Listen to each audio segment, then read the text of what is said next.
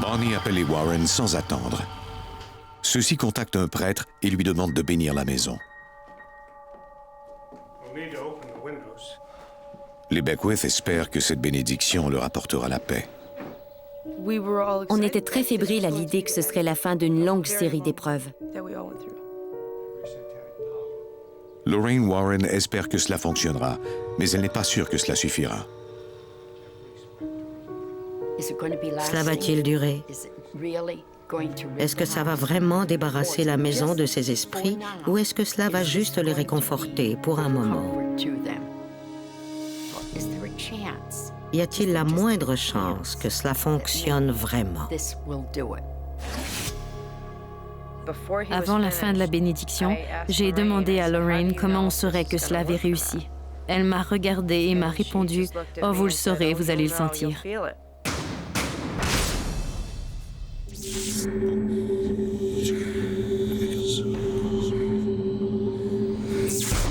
Dans ce monde, le mal existe réellement. Il se tapit dans le royaume des ombres, comme dans les lieux les plus ordinaires. Voici l'histoire vraie de victimes de l'inimaginable. Plein d'espoir, les Beckwith emménagent dans une nouvelle maison. Mais ils craignent le pire quand ils découvrent qu'elle est hantée. Ils font appel à une équipe de chercheurs réputés dans le domaine du paranormal pour entrer en contact avec des esprits tourmentés. Ils devront alors affronter un démon.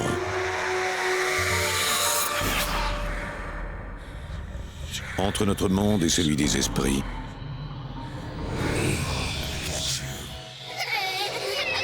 il y a des portes. Quand celles-ci s'ouvrent, nos pires cauchemars peuvent devenir réalité.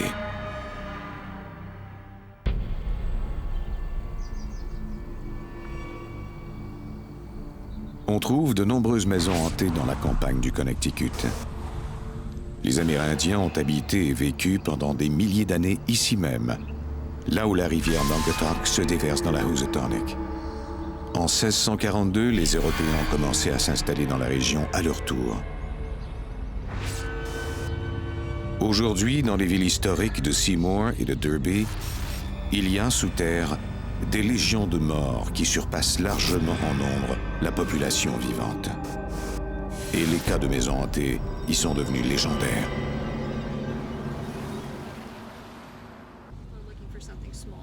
À la fin de l'été 1988, la famille Beckwith visite la vallée de la Naugatuck à la recherche d'une maison. Sean, un réparateur d'appareils de chauffage et d'air climatisé, et Bonnie, une infirmière, veulent trouver un endroit plus grand pour vivre avec leurs 2 adolescentes et leur jeune fils. Ils sont attirés par une maison qui a été abandonnée 1 an plus tôt. Elle se vend à si bon prix que cela semble trop beau pour être vrai. Toute la famille est enthousiaste, à l'exception de la plus âgée des filles de Bonnie qui a alors une prémonition.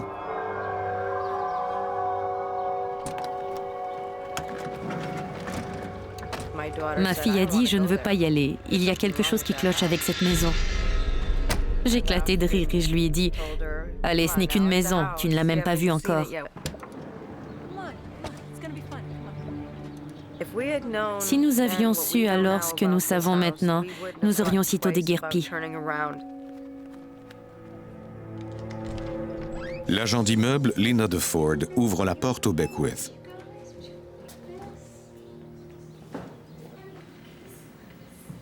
Ceux-ci visitent l'imposante maison du 19e siècle.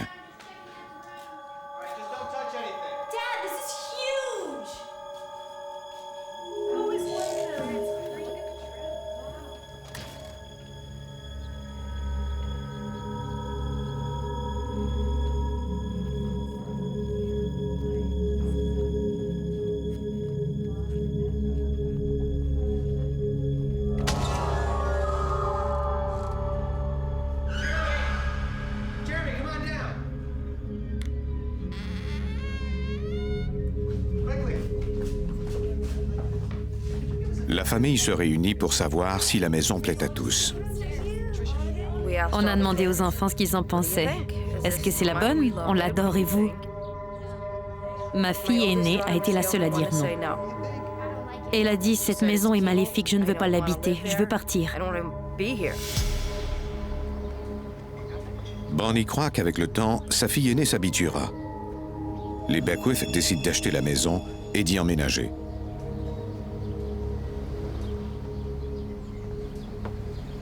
Les plus jeunes enfants sont excités à l'idée d'avoir chacun leur chambre. Jeremy a 9 ans et Jennifer est âgée de 15 ans. J'ai placé mon lit contre la fenêtre. Je me disais que ce serait agréable de pouvoir regarder dehors à partir de mon lit car la vue était belle. J'étais très heureuse dans cette chambre. Elle était petite mais elle me ressemblait. Elle n'était pas située au-dessus de celle de mes parents. Cela me convenait parce que j'étais alors adolescente et que j'avais envie de m'isoler un peu.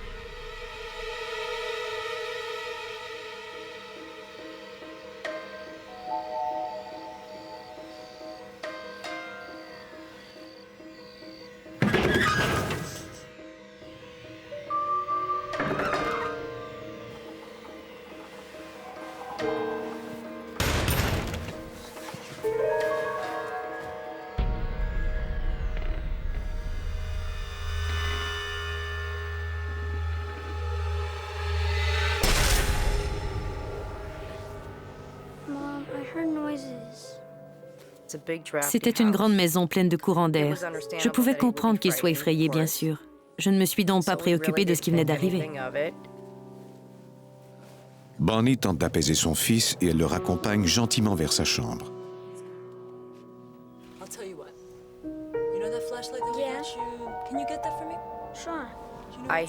Je lui ai donné comme jouet une torche électrique qui pouvait éclairer de 3 couleurs différentes. Je lui ai dit de réciter ses prières. S'il pensait qu'il y avait un monstre, il devait se servir de la couleur verte.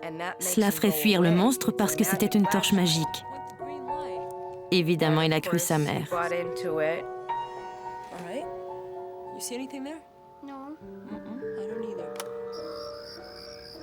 Jeremy semble rassuré et Bonnie retourne se coucher. Mais plus tard, au cours de la nuit,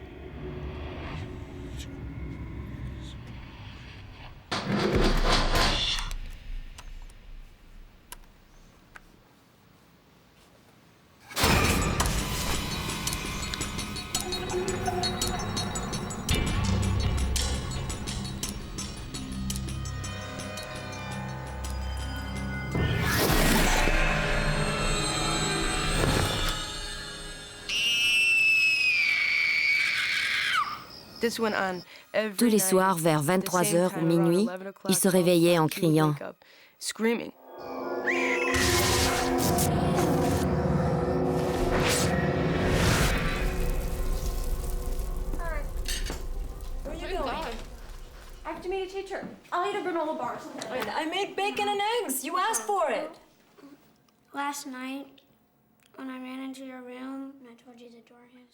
le lendemain matin, Jeremy dit à sa mère que les phénomènes ont empiré. Bonnie ne sait trop comment le réconforter. Les semaines passent et Jennifer commence à ressentir de la terreur à son tour. Au début, je tentais d'ignorer cette présence, de ne pas penser au fait que je me sentais constamment observée. Quelque chose me surveillait. C'était comme si quelqu'un épiait mes moindres gestes.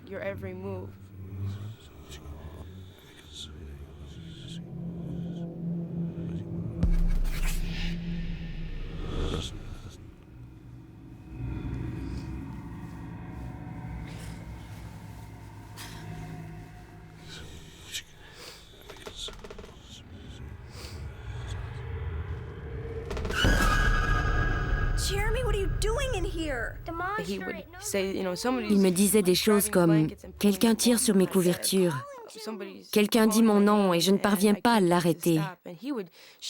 Il tremblait, il était terrifié. Je lui disais alors, retourne te coucher. N'aie pas peur, rien ne peut te faire de mal.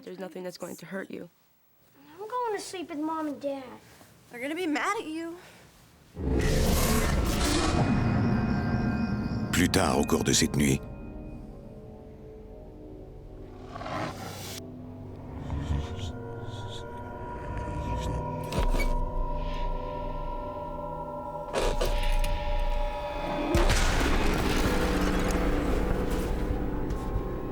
j'avais la sensation qu'un poing poussait mon matelas, mais je savais que c'était humainement impossible.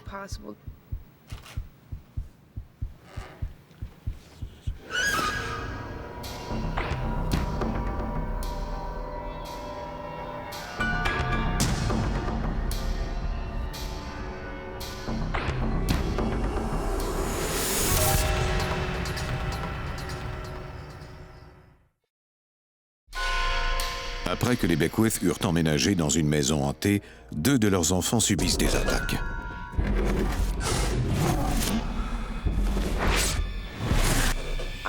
Je savais fort bien ce que je ressentais et j'étais convaincue de ne pas me tromper. Je savais également qu'il n'y avait aucune explication. Ce n'était pas un cauchemar. Je savais que ce que j'avais senti dans mon matelas était un poing. Mais comment allais-je le dire à ma mère? Elle ne me croirait pas. Comment allais-je le formuler pour que cela semble vrai? Était-il préférable de me taire? C'était le genre de questions que je me posais parce que je ne savais absolument pas quoi faire dans cette situation. Je n'avais aucun contrôle. Ce matin-là, Jennifer raconte à sa mère ce qui lui est arrivé.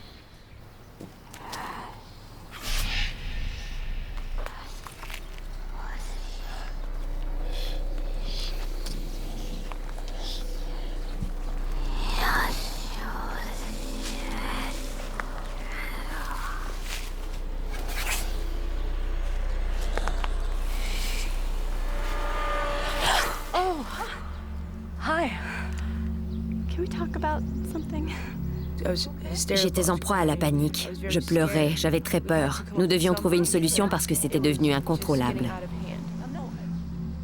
Bien sûr, je ne l'ai pas cru. Je croyais qu'elle me faisait marcher. Tu dis que ton lit s'est mis à trembler tout seul? Elle était terrifiée et on ne peut plus sérieuse. Bonnie prend à cœur l'histoire de Jennifer et décide de tenir aussitôt une réunion de famille. En échangeant à propos de ce qu'on avait ressenti, on a constaté qu'on avait tous vécu la même chose. Nous sommes des gens normaux. Quand quelque chose d'étrange nous arrive, nous tentons de trouver une explication logique. Mais là, cela ne pouvait pas être qu'une simple coïncidence. C'est très angoissant de ne pas savoir ce qui nous arrive. On sait seulement que quelque chose ne va pas. Bonnie dit à sa famille qu'elle compte appeler Ed et Lorraine Warren, un couple de chercheurs renommés dans le domaine des phénomènes paranormaux, connus pour avoir aidé à résoudre le cas de la maison d'Amityville. Bonnie est convaincue qu'elle et Warren pourront les aider. J'étais très sceptique sur les capacités de ces chasseurs de fantômes. Les Warren viennent à la maison le soir même. Les 2 chercheurs ont travaillé en tandem depuis plus de 30 ans et sont les auteurs de plus de 9 ouvrages. Ed, un spécialiste en démonologie religieuse, est connu dans le monde entier pour son analyse de phénomènes paranormaux. Lorraine, quant à elle, a l'habileté psychique de détecter les esprits. Son travail est étayé par des chercheurs de l'Université de la Californie à Los Angeles. En franchissant le seuil de la porte, j'ai senti qu'il y avait quelque chose d'anormal dans cette maison. C'était une expérience à vous donner froid dans le dos. Elle a dit, « Oh, il y a ici une énergie très dense. Cet endroit est infesté. Il y a une présence menaçante. C'est comme si quelqu'un vous épiait à quelques centimètres du visage. Il est haineux et maléfique et ne souhaite que votre mort. » C'était un sentiment très sinistre, la chose la plus terrifiante que l'on pourra jamais ressentir. Et vous ne pouvez y échapper. Peu importe où vous irez, cette énergie sera là. Lorraine informe les Beckwith qu'il y a un esprit dangereux qui n'est pas d'origine humaine dans la maison. Ils se demandent s'ils ne devraient pas déménager jusqu'à ce que les Warren aient chassé cet esprit.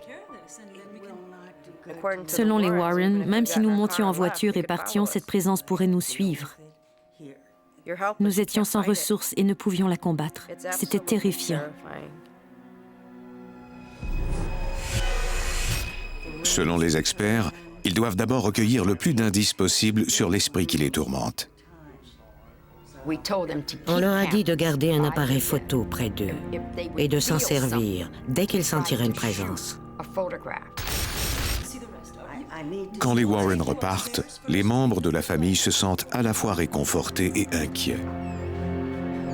Cela allait-il fonctionner? Pouvait-il faire cesser ces phénomènes?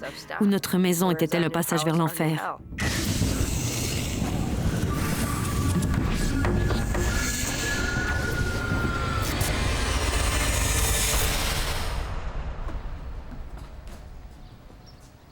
La mère de Bonnie se joint à eux pour célébrer pour la première fois la fête de l'Action de grâce dans cette maison.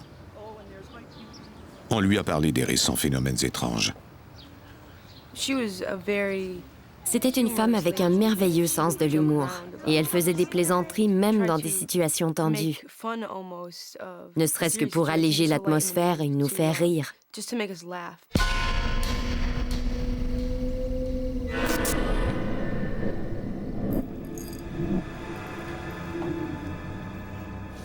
Tard dans la soirée, alors que tous sont allés se coucher, la grand-mère se retrouve seule.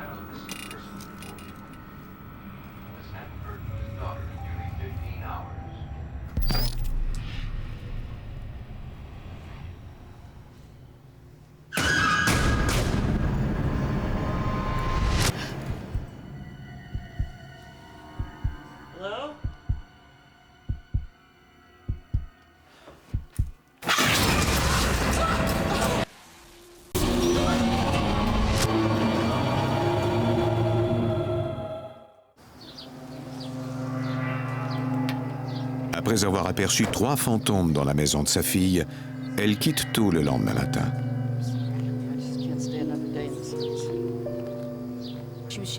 Elle tremblait. Elle est sortie de la maison et nous a raconté en détail qui elle avait vu et à quoi ils ressemblaient.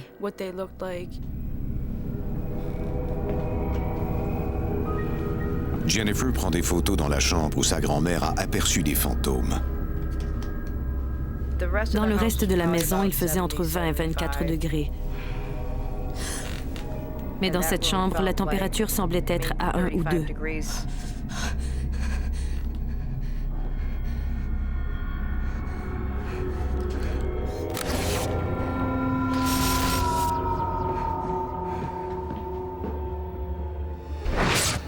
Comme il l'avait promis, les chercheurs Ed et Lorraine Warren reviennent après l'Action de grâce pour aider les Beckwith à comprendre ce qui est arrivé. Ils sont accompagnés de 2 autres chercheurs qui enregistreront les phénomènes paranormaux à l'aide de matériel vidéo et audio. Lee, une médium, est venue au cas où elle pourrait communiquer avec les esprits de la maison. Voici la médium Lorraine Warren. On peut être complètement terrorisé dans ces foyers quand ces phénomènes se manifestent sous vos yeux. Lorraine étudie les photos que les membres de la famille ont prises au cours de leur recherche d'indices sur les esprits qui hantent la maison. Une photo en particulier attire son attention. Elle a dit « Oh mon Dieu, on a un gros problème ». J'ai dit « À cause de cette photo, ce n'est qu'un petit défaut sur la pellicule ». Elle m'a répondu « Oh non, ma chère, c'est un démon très évolué ». J'ai alors eu très peur. J'ai dit « Mais qu'est-ce qu'on fait ?» Soudain, Lee se met à trembler de façon incontrôlable.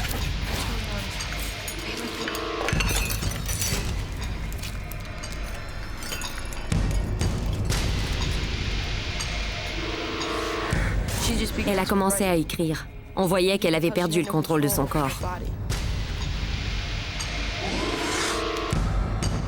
L'esprit communique par le biais de ce qu'écrit Lee. L'écriture automatique dans une maison comme celle-ci, c'est très dangereux, parce que c'est une porte ouverte. C'est comme si on accueillait quelqu'un qu'on n'a pas vraiment envie de voir. Par gentillesse, on lui a ouvert la porte et on lui a permis d'entrer, même s'il peut nous tuer. À ce moment-là, on était en état de choc, mais en même temps, on voulait voir ce qui était écrit sur le papier. On pouvait y lire « Partez, partez, vous ne faites pas partie de notre famille, partez ». On avait encore plus peur qu'avant parce que maintenant c'était confirmé. Ces esprits nous détestaient et ils voulaient nous voir quitter la maison. Trop nerveux pour dormir, les membres de la famille se réunissent dans la cuisine. Ils se sentent piégés. Les Warren les ont convaincus de rester, mais quelque chose souhaite qu'ils partent à tout jamais. Soudain, une présence glaciale enveloppe Bonnie. J'en ai perdu le souffle. Cela peut vous vider de toute votre énergie. Jennifer sent aussi la présence glaciale. Les poils se sont dressés sur mes bras. On pouvait sentir un courant d'air glacé nous descendre tout le long du dos. On sentait la présence passer d'un corps à l'autre. Quelqu'un est passé à travers le mur, il est entré dans le corps de ma mère, puis dans le mien, avant de ressortir de l'autre côté.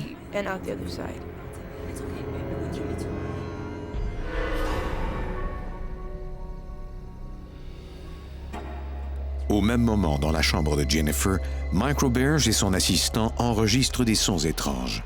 Are you here against your will? Un coup signifie oui et deux non.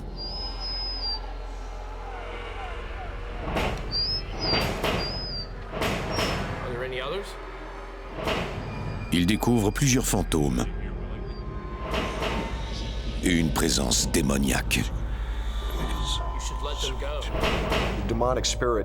Les esprits démoniaques peuvent attaquer les gens et vont de fait le faire de toutes les façons possibles. Au niveau physique, mental, spirituel et émotionnel. Ils tentent de démolir la personne. Ils l'attaquent sous tous ses aspects. Ainsi, celle-ci finit par vouloir quitter les lieux.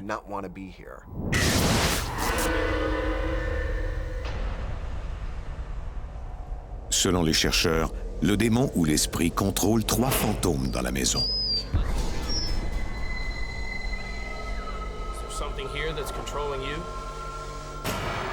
Si on pouvait débarrasser la maison de l'esprit maléfique qui s'y trouvait, on redonnerait ainsi la liberté aux 3 revenants qui y étaient prisonniers et qui ne voulaient qu'en sortir.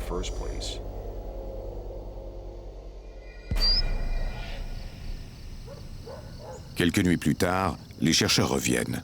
Les Beckwith leur racontent comment un des esprits a traversé le corps de Bonnie et celui de Jennifer.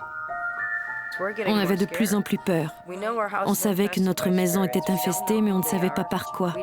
On ne pouvait rien faire d'autre qu'attendre et prier Dieu que personne ne souffre de ces phénomènes paranormaux tant que les Warren n'auraient pas réussi à nous en débarrasser.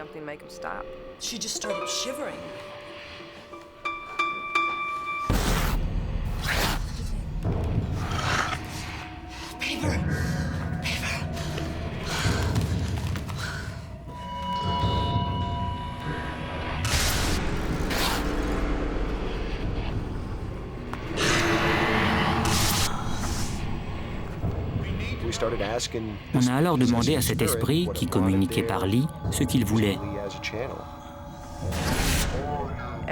Ed Warren posait les questions. Elle a d'abord écrit le nom de George, puis celui de Robert et enfin d'Anna. Ensuite, il lui a redemandé qui il était. Elle a écrit le nom de George Robertson. Il lui a alors demandé « En quelle année sommes-nous » Elle a écrit un 1, puis un 8, ensuite un autre 8 partiel, et puis soudain elle a cessé d'écrire. « Sortez d'ici, vous n'avez rien à faire chez nous. » Nous étions terrifiés.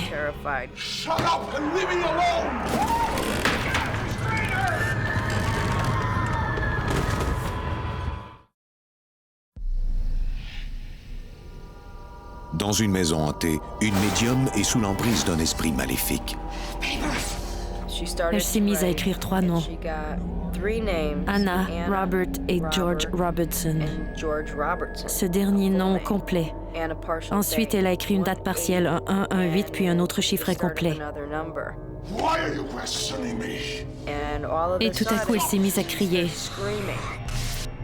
Pourquoi me posez-vous ces questions? Taisez-vous et laissez-moi tranquille. Partez d'ici, vous n'avez rien à faire chez nous.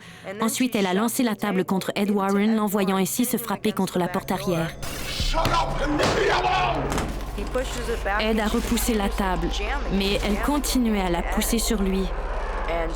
Elle était très violente, et les hommes ont dû s'y mettre à plusieurs pour l'empêcher de le blesser.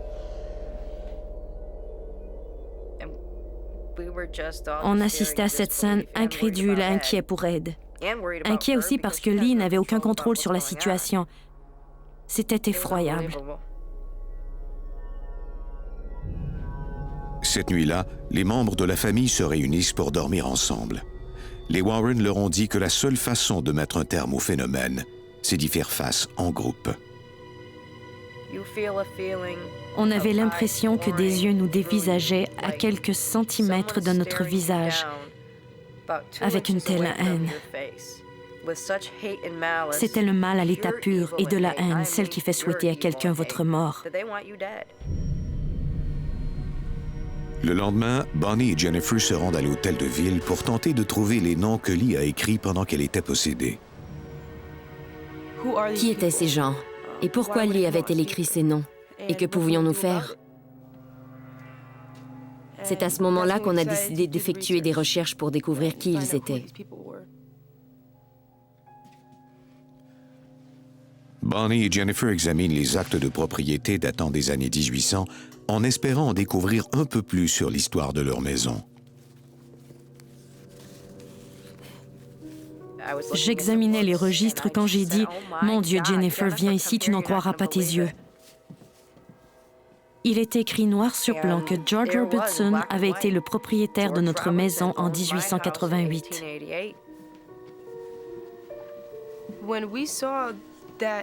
Quand on a vu qu'il avait été le propriétaire de la maison, ça a été un moment excitant, parce qu'on savait que ce qui était arrivé à Lee n'était pas une mise en scène.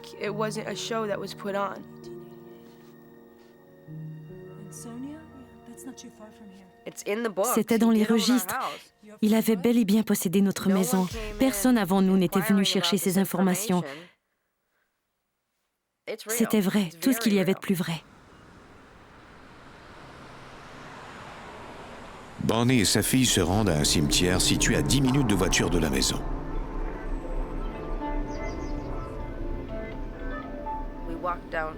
Nous sommes allés au cimetière. Et la première pierre tombale que nous avons vue était la sienne. Nous ne pouvions pas y croire. Vous arrivez dans un cimetière et vous baissez les yeux, et voilà.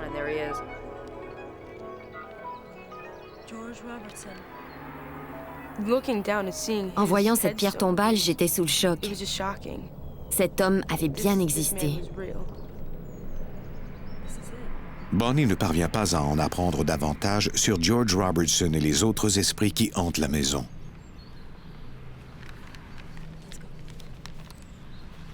En 1955, une inondation a détruit de nombreux documents de l'hôtel de ville. On peut présumer qu'il adorait cette maison, que c'était la première qu'il avait eue. C'était peut-être pour cette raison que son âme ne voulait pas partir, je ne sais pas. C'était décevant de ne pas en savoir davantage. Il y avait beaucoup de questions sans réponse.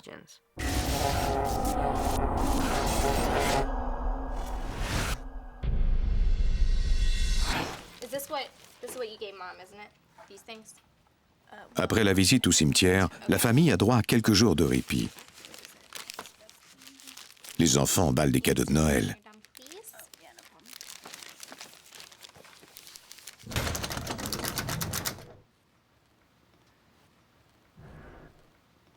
What was that?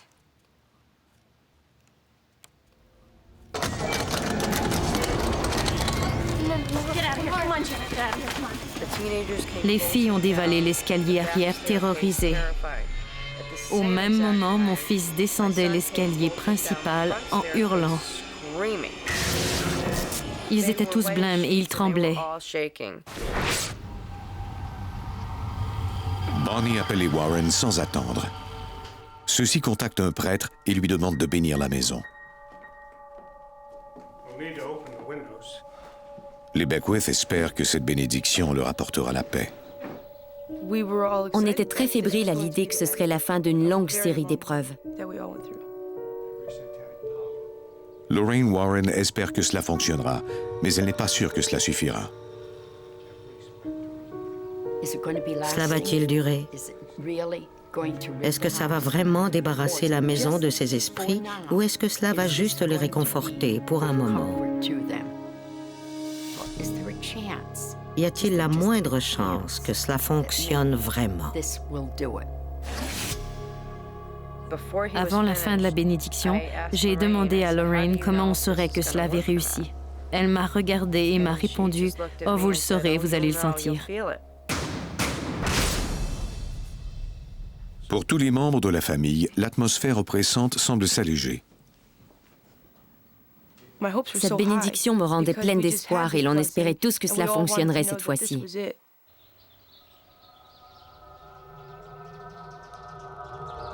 Quelques jours plus tard, Bonnie a l'envie irrépressible de dessiner.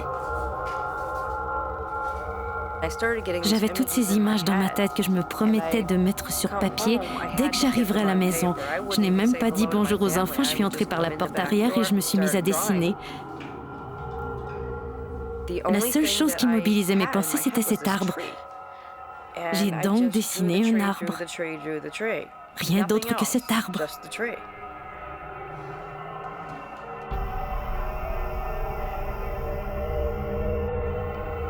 Plus les jours passent, et plus Bonnie ressent le besoin impérieux de dessiner. Des images défilaient de plus en plus vite dans ma tête. J'en faisais une obsession. Et puis tout à coup, j'ai compris. Anna était dans ma tête.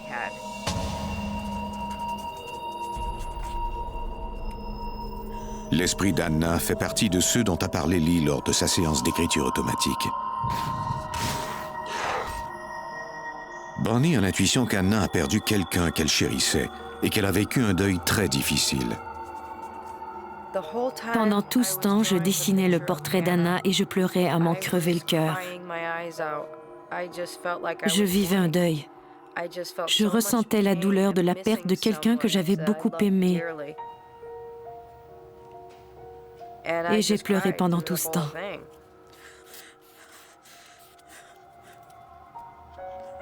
C'est alors que j'ai senti des yeux de nouveau sur moi et que j'ai su que ce n'était pas fini.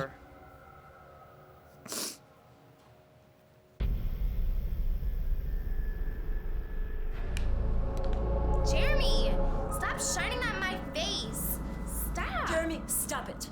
Turn that thing off or I'm gonna take it away from you. On avait si peur qu'on couchait tous dans la même pièce. On pouvait rester éveillé pendant 1 heure ou 2. C'était difficile d'aller travailler, de fonctionner normalement. C'était à peu près impossible. Il nous fallait rester calmes et sensés pour les enfants. Lorraine croit que la bénédiction a fait mal aux esprits malicieux et qu'ils sont de plus en plus en colère. Généralement, quand cela revient comme ça et avec tant de force, c'est parce qu'il y a de la colère. Les esprits sont furieux à ce moment-là.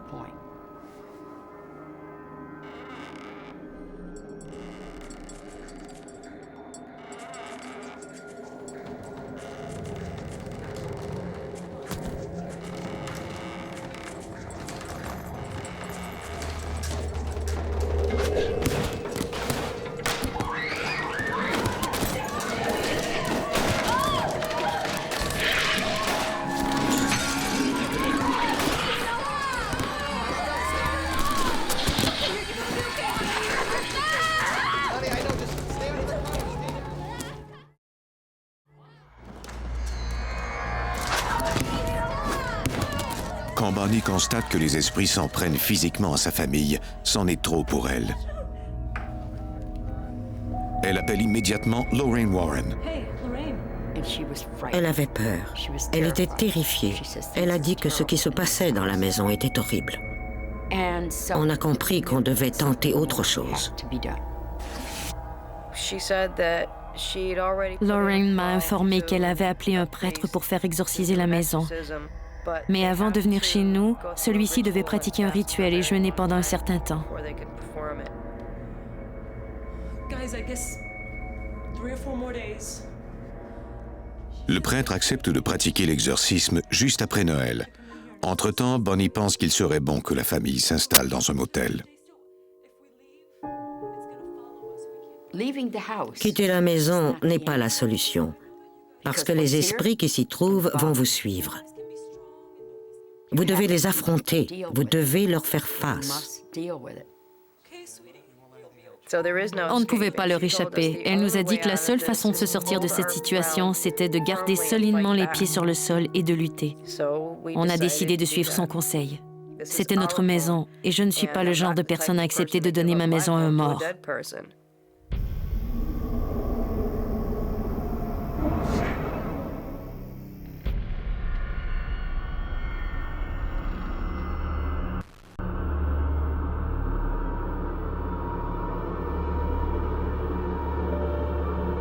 Les Beckwith restent ensemble en attendant l'exorcisme.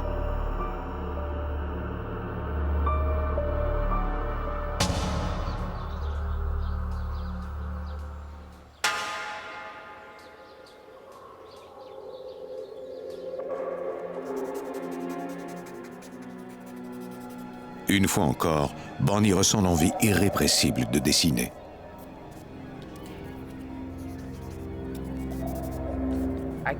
Je ne pouvais pas penser à autre chose. Les images étaient là, elles se manifestaient. Je ressentais de la haine, de la peur, et je dessinais plein de symboles sur du papier, symboles dont j'ignorais même le sens. Je n'y comprenais rien, mais ces images étaient là, et je devais les laisser sortir.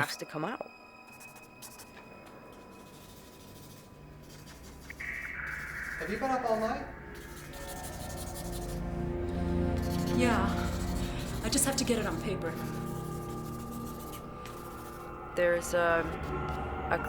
J'avais dessiné cette pyramide difforme qui émettait de la lumière par le haut. Sur l'un des côtés, on voyait des rayons descendre du ciel et de l'autre, une tempête faisait rage.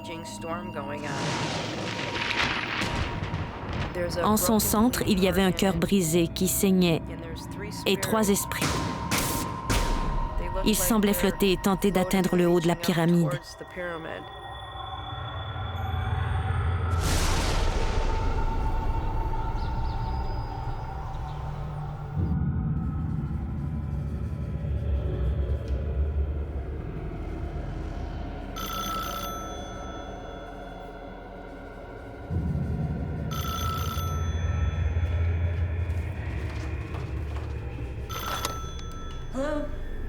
Bonnie reçoit alors un appel de Lorraine.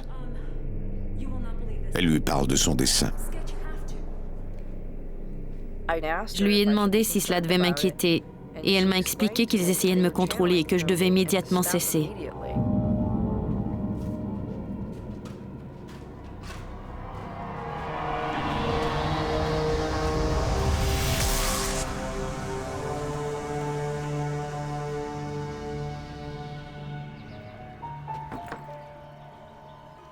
La mère de Bonnie prend son courage à 2 mains et leur rend de nouveau visite à Noël.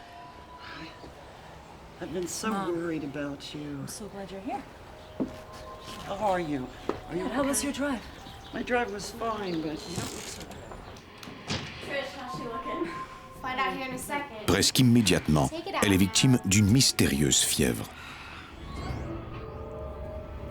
104. Les Beckwith l'emmènent à l'hôpital.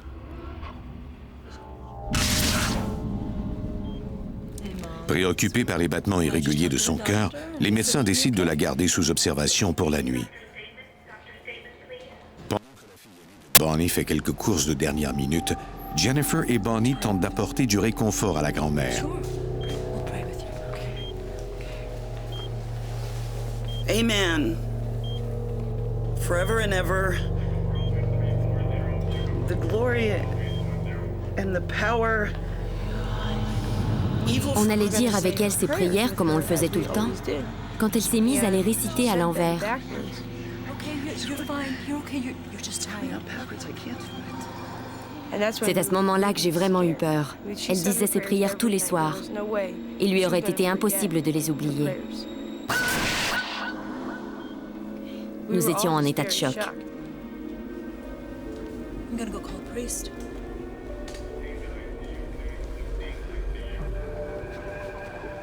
Au même moment, les courses de dernière minute de la fille aînée de Bonnie tournent au cauchemar.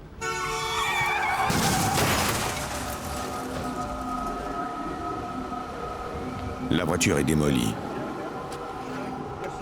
Par bonheur, ils s'en tirent avec seulement quelques égratignures. C'en était trop. D'abord, cela avait été ma mère et maintenant c'était ma fille. Leur vie était en danger.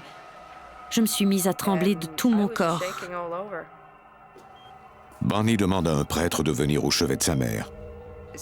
Quand le prêtre lui a demandé si elle voulait la communion, elle a senti que quelqu'un lui enfonçait son poing dans le ventre. Mais dès qu'elle a eu l'hostie dans la bouche, cela s'est arrêté et elle s'est sentie mieux.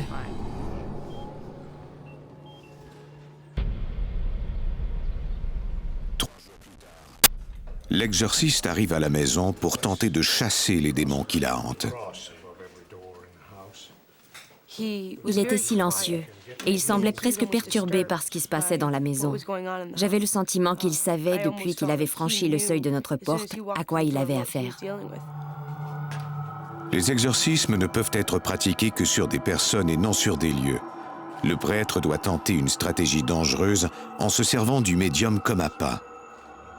Comme Lee est parvenu à transmettre des messages des esprits de la maison lors de visites antérieures, le prêtre espère que sa présence va attirer le démon. Voici le chercheur Mike Roberge.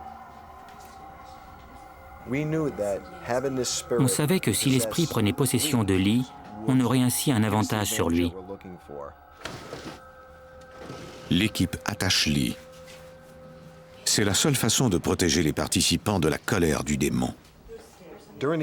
Lors de ce rituel, c'est l'exorciste qui est la cible de la personne possédée. On attache donc cette dernière non seulement pour protéger le prêtre, mais aussi pour la protéger elle, parce que ce n'est pas vraiment elle qui agit ainsi, mais l'esprit qui la possède. Le prêtre commence par bénir la maison, ce qui a l'effet de provoquer la colère du démon.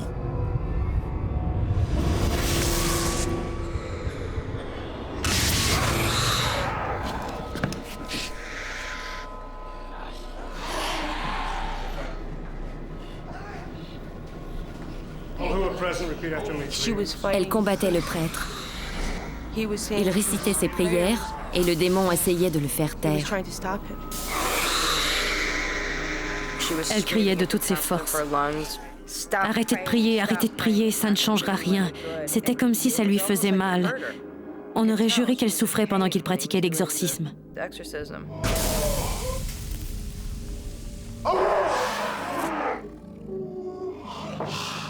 Après une longue partie du bras de fer, le démon semble se rendre.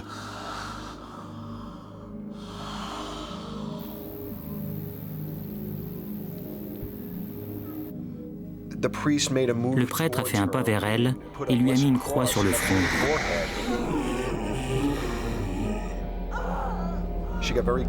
Elle est alors devenue silencieuse. Elle avait ce rictus malfaisant sur le visage. À ce moment-là, on a entendu le bruit du bois fendu. Elle avait cassé les pattes de sa chaise. Aucun revenant n'aurait eu la force de faire cela. L'exorcisme se poursuit pendant encore 1 heure.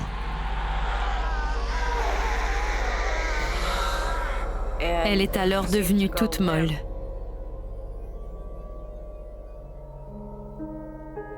On a senti instantanément un changement. Le sentiment qu'il y avait des yeux braqués sur nous est parti. On ne se sentait plus épié. L'énergie négative est partie. On était en sécurité dans notre maison pour la première fois.